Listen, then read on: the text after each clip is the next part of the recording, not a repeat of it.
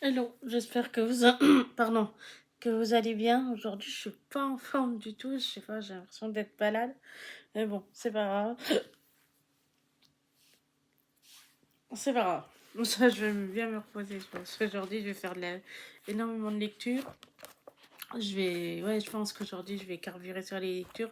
Peut-être pas beaucoup de vidéos, parce que si je suis en forme, tout dépend de la tête. J'aimerais pas qu'on voie ma sale tête, mais bon, c'est pas grave. J'ai fini Hercule Poirot. Le couteau. Pardon, excusez-moi. Sur la gorge. Sur la nuque, pardon. Ouais, nuque, gorge. Le couteau sur la nuque. C'était un très bon livre, j'ai bien aimé. Donc en fait, Hercule Poirot, il va enquêter sur le meurtre de Monsieur Edgware. Et il va s'apercevoir que au début, l'enquête, c'est en fait au début c'est la femme de Monsieur Edgware qui vient le voir en disant que son mari l'a foutu un peu dans la mouise et elle voudrait que Hercule Poirot plaide à sa cause. Il veut qu'il aille voir son mari. Enfin bref, parce qu'à la base il veut pas divorcer. Donc le mari veut pas divorcer et du coup Hercule Poirot va aller voir le mari et il va dire écoutez, moi j'ai envoyé les papiers du divorce, j'ai tout fait, j'ai j'ai décidé en fait de divorcer.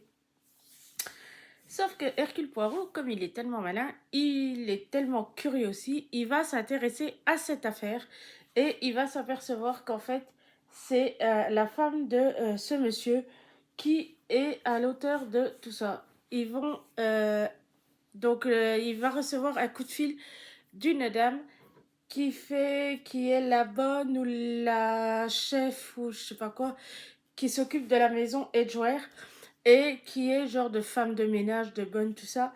Et ils vont lui dire, voilà, Monsieur Edgeware est mort et il va enquêter et il va s'apercevoir que Carlotta Adams, elle va se retrouver morte aussi et en fait c'est la femme de Monsieur Edgeware qui est à l'origine de ces meurtres puisque il ne peut pas la protéger de elle-même.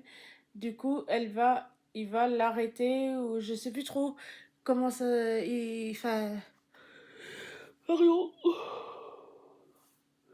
Je sais plus trop comment, mais oui, elle se fait arrêter et elle est accusée des deux meurtres et donc comme à l'époque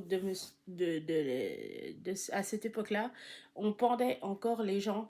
Maintenant, ça ne se fait plus, on les condamne à perpétuité à vie. Mais à l'époque, on les pendait, donc elle est condamnée à la pendaison. Voilà. Je vous souhaite une bonne après-midi et je vous dis à très bientôt pour une prochaine vidéo. Ciao!